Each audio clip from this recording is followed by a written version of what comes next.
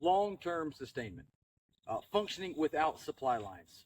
First, we need to break down what it is we actually need to sustain ourselves. Your 3 survival priorities, which is basically sustainment in the short term, are fire, water, shelter. The thing that separates long-term sustainment from short-term sustainment is food. Although outside of food, your basic needs remain the same between short-term and long-term sustainment, the scale at which you're going to need to meet those needs also changes. For example, in the short term, say a survival scenario, your need for water is going to be about 1 gallon per day, and that's just for drinking, 1 gallon give or take. In a long-term sustainment setting, you're going to need a lot more water than that, because not only are you going to be drinking it, you're going to be using it for sanitation purposes, to wash dishes, to wash your clothes, add in other people. If you have a spouse or children or friends or family that are now with you, everybody's going to need to be using that water. So the amount of water you're going to need is going to increase greatly from short term to long term. Another example is going to be shelter. In the short term, a debris shelter or a bushcraft shelter is going to serve you totally fine, and you can maintain that quite easily with some small tools, a hatchet and a small folding saw. In the long term, however, your shelter is going to be your house.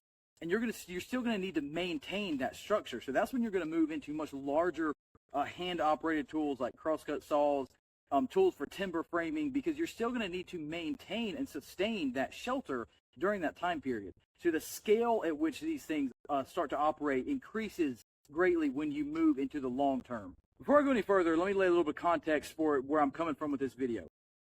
So the way I'm looking at it, we are going to be operating with no supply lines at all. That means no gasoline. That means no traveling, no stores. Even if you could get there, the shelves are empty.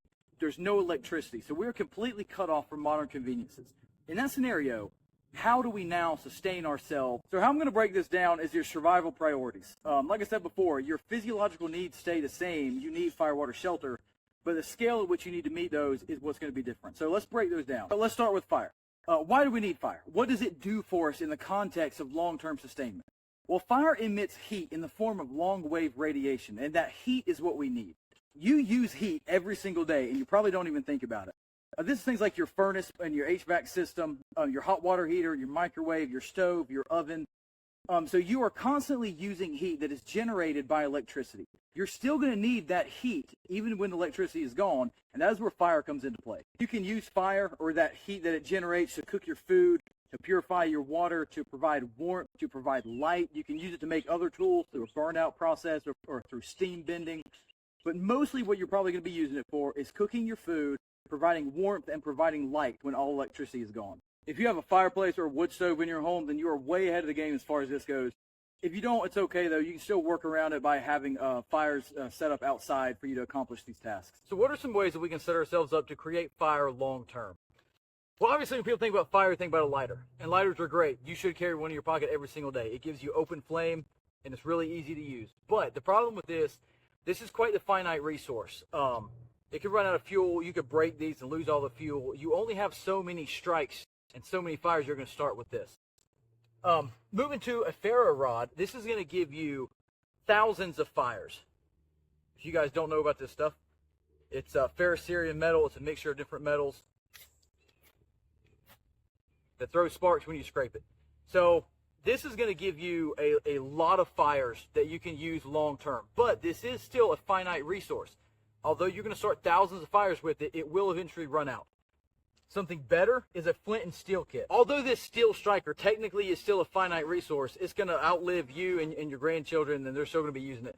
So really, you can look at this as an infinite resource, as long as you can find rocks that will throw sparks off this. The way you use this, you're actually scraping the metal against the rock. The rock is harder than this metal. There's only certain rocks that will do this, but you can find them wherever you live.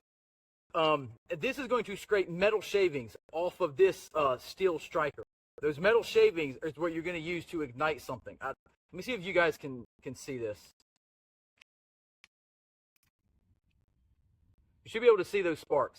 Now, the sparks coming off of this only burn at about 800 degrees Fahrenheit, as opposed to your ferrocerium rod, which burns at about 3,000 degrees Fahrenheit. So you're going to need to use charred material to catch a spark from this, and you're going to use that to light some fires. This is going into bushcraft stuff, which is I'll throw up a thumbnail of a previous video I did, starting down that path a little bit with some bushcraft stuff into the tactical world. But you guys should start looking at bushcraft techniques and start learning that stuff. That's where a lot of these longer-term sustainment skills are going to come from.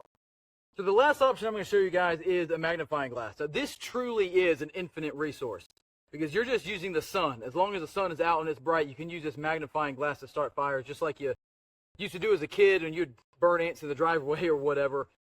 This is going to last you forever. As long as you don't break this and the sun is out, then you can start fires with this. So these are some options for long-term sustainment as far as getting that fire going. I'll talk just a little bit more about fire when we get to the food portion of this, but for now, let's move on. The next thing is going to be water. You're going to need to figure at least 1 gallon per person per day of just drinking water. So if you've got a family of 4, you, a spouse, 2 kids, that's 4 gallons of drinking water per day. Add in other things like sanitation, washing your clothes, washing dishes, bathing periodically. You could easily be up there at 5 gallons per person per day. So for a family of 4, that's 20 gallons of water per day.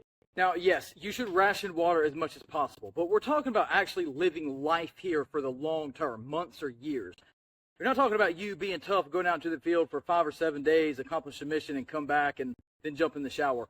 You're going to be using more water than you think, especially if you have women or children with you. Their hygiene needs are going to be a little bit different than yours, and you're going to need to be a little bit gracious in that respect and let them use water that they're going to need to use. Other non-negotiable uses for water is going to be cleaning and sanitizing surfaces in your home. You really can't afford for anyone to be getting sick in this type of scenario from something like fecal contamination. So continuously cleaning your house is going to be very important. You're going to use a lot of water for that. Also, washing your dishes. You're going to be using your dishes and cooking a lot more because there's nowhere to go to get food. And you can't cook with dirty dishes all the time. So you're going to have to continually keep those dishes clean. If you don't, it's going to bring in things like bugs and mice and all kind of stuff that could lead to sicknesses. So yes, you're going to use a lot more water than you think because you're going to be using it for multiple different things other than just drinking. So we need a lot of water. Where are we going to get it? And then once we get it, where are we going to put it? So to answer that first question, where are you going to get it? That's going to be the roof of your house. Some of you might be fortunate enough to live by a lake or a river or something within a very short walking distance that you can actually collect water and bring it back. For those of you, you're good to go. You probably don't need to worry about anything else. But the majority of us are not close enough to a water source of that magnitude that is within reasonable walking distance for us to actually transport that water every single day. So for the rest of us, it's going to be the roof of our home. I'm going to show you guys a cool formula that you can use, taking the average rainfall in your area with the square feet of the roof of your house and figure out how much rainwater you could actually collect in a year's time. So this formula is going to be the surface area or footprint of your gathering surface times the annual rainfall in your area in feet times 7.48. And that's going to give you the gallons of rain you can collect per year on average. So again, so you guys can see that a little bit better, it's the surface area of the gathering surface times the annual rainfall in feet times 7.48. And that's going to give you the gallons of rain you can collect per year off of your roof. So let's run through this real fast. We're going to take a hypothetical 20-foot by 40-foot roof, and this is what we're going to start with. So this 20 by 40-foot roof comes up to 800 square feet. So we're going to plug that 800 square feet in for our surface area. The average rainfall in my area is 45 inches per year, but we need that in feet, so we're going to divide 45 by 12. That's going to give us 3.75 feet per year. So we've got our 800 square feet times our annual rainfall of 3.75 times 7.48. This would give us 22,440 gallons of water off of our hypothetical 20 by 40 foot roof in a year's time. Divide that by 365 days in a year, that is 61.4 gallons per day. This would be enough water to sustain 12 people at 5 gallons of water per day. So obviously that's on average. You're not going to be able to gather every single drop of that falls on your roof due to things like gutter overflow, or maybe you get a lot of that come down at one time or within a week's time period when all your containers are full and you can't actually utilize it. But the point I'm showing you is that your roof is where you really want to look for long-term sustainment as far as water goes, because it gives you a pretty good indication of how much water you can expect per year in your area. And generally, it's going to be a pretty good amount, more so than people would think. All right, so we've answered our first question of where do we get it? Well, now where do we put it? Water is big, it's bulky, it's heavy, but you have to store it. You got to store it somewhere. You're going to need large containers to store this kind of volume of water. Small containers like 5-gallon jugs are not going to do the trick as far as actually sustaining a family, much less a small group if you have people that have gathered around you, which is a good thing, by the way. You need that. So you need to start planning on storing large quantities of water. There's a couple different options as far as containers go. Those 275-gallon containers with those steel cages around them are pretty ubiquitous. You see them almost everywhere. And they use those for all sorts of things. They put all kind of materials in there and haul them and transport them. So if you are going to buy those, make sure that you buy them new. Because a lot of times you won't know exactly what was stored or transported in it prior to you getting it. And if it's going to be used for sanitation or for drinking water, for bathing or anything, you really want to make sure that you're not storing that water in a container that is leaching other things into the water that you really do not want. So try to get them new. I have seen those new for about $400. Sometimes they can be a little bit more than that. One of the downsides to those is that they have a pretty large footprint. For the amount of water that it holds, it takes up a lot of ground space. They're also relatively heavy because of the steel cage attached to it, and they're also clear. You want an opaque container for your water if at all possible. Opaque meaning that you can't see through it, that it is non-transparent. When light can get in through those clear containers, even if it is like a, I don't know, not completely clear, but those white containers that they use, light can get in, and that will facilitate algae growth in that water, which is just going to cause you more problems trying to filter it and clean that water on the back end of it. So really, if you're going to store water, you want something that is opaque, not transparent. Although those containers do have a couple of downsides, they do have upsides as well. They're pretty easy to procure. You can get them almost anywhere, and they're relatively cheap as far as buying these large containers go. So another option, and something that I would recommend, is actually buying a container that is designed for this purpose, something that is designed to be used in conjunction with your gutter system to catch water coming off your roof. It has a pre-filter system in it. It's got multiple spigots to make it easier to get the water out of, and they hold more. You can get these in 500 gallons, 700 gallons, and bigger than that too. Now, they are more expensive. These tanks like this, for a 500-gallon tank, you're looking at about $1,100, but they take up a lot less floor space because of the way they're designed, and they don't have that big cage around them. They're relatively easy to store because they don't take up that much floor space if you're not using them. And then when a scenario like this hits you, it's pretty easy for you to roll those out and get them under a gutter to start collecting water. A 500-gallon tank on all four corners of your roof, that's 2,000 gallons in a good rainstorm that you could collect pretty quickly, and I already have it pre-filtered. So that would be my recommendation as a way to actually store that water. But yeah, those are a little bit more expensive, so that is the downside to those. All right, what do you do with all this water now that you've got it? How do you make it safe to drink? You could boil it, but that's not a good long-term plan just due to the sheer amount of wood fuel that it will take to boil those quantities of water and the time it'll take to do that. Really what you want to look for is a filter system. And I'll just let you decide what kind of filter system is best for you and your family and your region. There could be some debate on that. I don't want to get into that. But the filter system that we have filters up to 7 gallons per hour. So within 3 hours each day of filtering water, that's going to give us our 20 gallons of water we need for a hypothetical family of 4. You can obviously filter a lot more than that in a day, and you can have multiple days of water stored up, so you don't have to do that task every single day.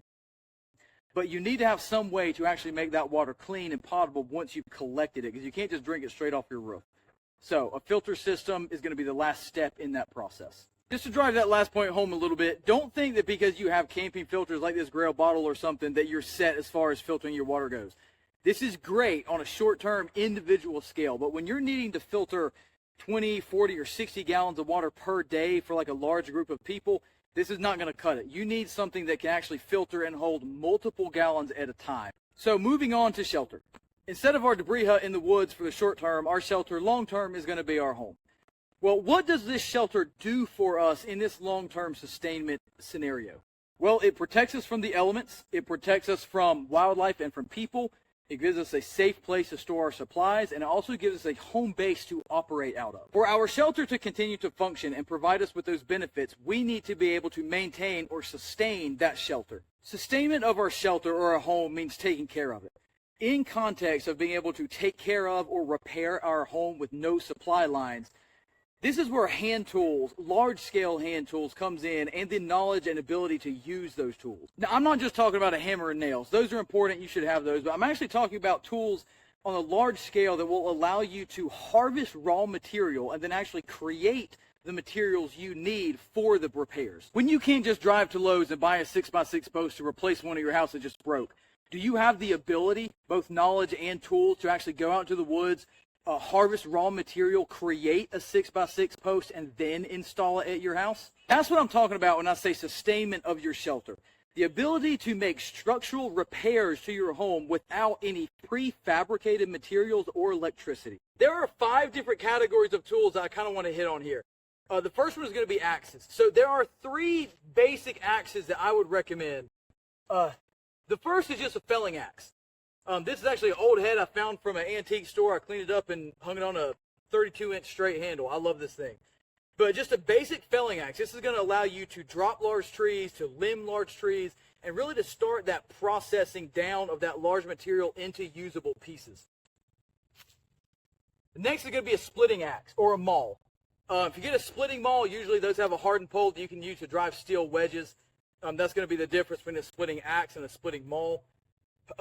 So this is going to allow you to actually split those rounds of wood into usable pieces for fuel. And you're going to, like I said before, you're going to be using fire a lot. You're going to utilize that wood to burn and to create heat, to cook your food, to keep you warm, all this other stuff. So being able to actually process those large rounds down into small usable pieces, you need something like this to do that.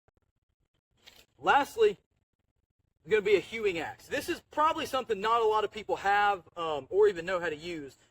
But having the combination of your felling axe and then your hewing axe, this is what's going to allow you to actually start to create dimensional lumber for structural repairs on your home. I've got a video on this channel a while back that I posted about how to actually take a raw piece of material and create a dimensional beam out of it. And that's what I'm talking about when I mean taking hand tools like this and being able to create an actual dimensional piece of lumber. That's what you're going to use to actually build and repair your home with.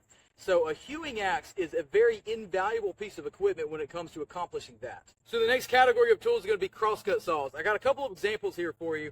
This is a 3.5-foot champion tooth saw. This is a one-man saw meant to be operated by one person. This is a 5.5-foot perforated lance tooth felling saw. These 2-man saws that are meant to have one person on each end, they can get very long. Out west, man, during like the great logging era, you would see them with like 20-foot long saws that they were using to take down those giant redwoods and stuff. But a crosscut saw in combination with a good felling axe that's what's gonna allow you to start that process of bringing down that large material and processing that large material. Felling the tree with either the combination of felling axe and saw or just the axe, then you're gonna go into actually processing and bucking down that trunk using these saws. Obviously, if you don't have a partner, you need a one-man saw, but if you actually have somebody that can work with you, using a 2-man saw is significantly easier, and you get a lot more work done a lot faster. But this is an incredibly important type of tool for actually bringing down the scale of material that you're going to need to repair things on your home. The next category of tools is going to be a good set of framing chisels. This is what you're going to use after you have actually harvested that material, processed it down, and created the piece of working material you need. You're now going to use these framing chisels to actually create and tie together what you're building. I'm going to throw up a picture right now of a bookshelf I built for my wife. I just literally went out into the woods, I chopped trees down, I processed those trees, and then I used these framing chisels to create the joinery in that in those pieces, actually fit them together to make a usable piece of furniture that's in our house right now. So this is an incredibly important tool in your toolbox. It is actually going to allow you to take those pieces that you've created, fit them together in such a way that they become something bigger. The next tool is going to be a froe. There's a lot of things you can do with this, but in context of talking about maintaining and sustaining our shelter, what this tool is going to do is allow us to maintain the roof structure. If the roof gets damaged and that shelter is no longer providing us with a safe place to store our goods and it's no longer protecting us from the elements, using a froe like this, you can create wooden shingles, or what are called shakes, to actually repair any damage done to your roof. Roofs were made this way for many, many years, and it's still a viable way to make roofs that you can still put on houses if you have the money to pay for it. But having this particular tool right here is going to allow you, again, to maintain the structural integrity of your roof. So the last category of tools I want to talk to you about is augers. This is just a couple of examples I brought here to show you that you do need multiple different sizes of this particular tool to create different size holes. These are called Scotch eye augers, meaning that they just have this big empty ring at the top that you're going to actually carve out a stick and shove through here and use that stick as a T-handle to turn this auger. This is going to bore into the wood, cutting out wood as it goes and boring a nice diameter hole of whatever size this is through that wood. This is a quick and efficient way to create joinery You can create all sorts of stuff by being able to bore a hole into the wood. As you can see, you can get lots of different lengths, some very long, some short, lots of different sizes. I mean, I will tell you, this big guy right here, this is a 2-inch auger. And I'm a relatively strong guy. I work out quite a bit, but this thing is a bear to turn. So if you start, this is 1.5 inches, and I've got 1 5/8 inches, which is not that bad. But once you get up here to like 2 inches, man, they start getting a little tough to turn. But anyway, you need a good assortment of these to be able to bore holes in wood, and of different lengths too. When you're talking about constructing things, being able to create those holes to fit things together is going to be invaluable. I've got a playlist on this channel called the Woodland Workshop Series. I think there's 6 videos in there. If you go watch that series, I will use every single one of these tools that I just showed you, and you'll get to understand kind of where I'm coming from with all this, how you use these tools to harvest material and then create other things. I create a whole workshop and other tools that I use in the workshop, and I show you how to actually progress and build from the ground up with just a selection of tools. That is very important to understand when you're talking about sustaining your home long term without supply lines. You need to be able to do that. So go back and watch those videos if you want to, and it'll kind of show you the progression and my mentality behind why all these tools are actually important. So our last point for this topic is going to be food. Short term or survival, food is not that important. You can go about 3 weeks, give or take, without food. Long term sustainment, however, that's an entirely different story. 1 pound of body fat holds roughly 3,000 to 3,500 calories. Most people burn about 2,000 calories in their daily life, and that is a relatively sedentary lifestyle at which they're still burning that 2,000 calories. In a long-term sustainment scenario, we're going to be working harder physically than we normally do, because now every single one of our physical daily needs is going to be more difficult to meet because we don't have any supply lines to rely on, and we have no one to outsource that labor to. More physical work equals more calories burned. So with an increased caloric output of maybe 3,000 to 4,000 calories per day as opposed to your typical 2,000 calories per day, you can see how even if you're overweight, it's going to starve you to death pretty quick. Like I said, 1 pound of body fat only provides 3,000 to 3,500 calories per pound. If you're losing 1 pound to 1.5 pounds of body weight per day, you're not going to last very long, about 3 weeks, unless you are sourcing food elsewhere. This is the big thing that separates short-term sustainment from long-term sustainment. So talking about long-term food sustainment, growing a garden, yes, you should do that. Foraging for food, yes, you should have that knowledge and be able to do that. But what about protein? Well, when most people think about protein and animal meat, the first thing that comes to their mind is hunting. Yes, hunting is good, and you should do that too. But there's a couple of downsides with hunting. One is that you can only hunt in one place at one time, and you have to be there the entire time, meaning while you're hunting, you're not accomplishing anything else. In this scenario is where trapping starts to shine. I can have dozens of traps set out that are hunting in dozens of different locations while I am back at home accomplishing some other task. So they could be hunting for me passively, and I don't have to actually be out there spending my time doing that. When settlers were pushing west in the late 1700s and early 1800s, they relied heavily on trapping small game to fill that nutritional void when the hunts could not provide. Things like possum and raccoon were staples in their diet. Hunting is fantastic, and we should all cultivate that skill set for ourselves. But hunting large game isn't always successful. Lots of different cultures around the world have relied on trapping small game to carry them from large kill to large kill in that intermediate. Small game is typically more plentiful than large game in any individual given area. So your opportunity for securing a protein source increases greatly if you diversify and add trapping in with your hunting into your long-term food sustainment plan. I just want to show you guys real quick a couple of different types of traps here. This is probably one that people are most familiar with. It's just a simple foothold trap. This is a spring-loaded one. You can get like a coil spring. You can get some that are long springs, which you see a lot in movies and stuff. But it's real simple. The animal steps on it. It just grabs their leg, holds on to them, and they can't get away. That's a really simple type. You have these other ones that are quite simple too, really. These are your conibears. These are basically giant mouse traps. You'll set them up. Animals will run through them. They'll snap down on them and kill them. This is a coon cuff or a dog-proof trap. So there's benefits to all these different types of traps. The benefits, in my mind, to this trap is I've caught an enormous amount of animals on these. Lots of different things. They're relatively easy to set, and I can use them almost anywhere. The benefit to a trap like this, literally, You just stick it in the ground, set it, throw some bait in there, and you're done. Now, the limit to this is that you won't catch all types of things because you actually need something that has paws that can articulate, that they'll stick their hand down in there to try to grab that bait. That's what will grab onto them when they do that and hold them. These are great for things that you can't really bait for that well. You can set these on just trail crossings or log crossings or in the water where animals are traveling. So if you can't really bait to bring animals to it, you can just set these in their way. When they go through there, they'll get trapped.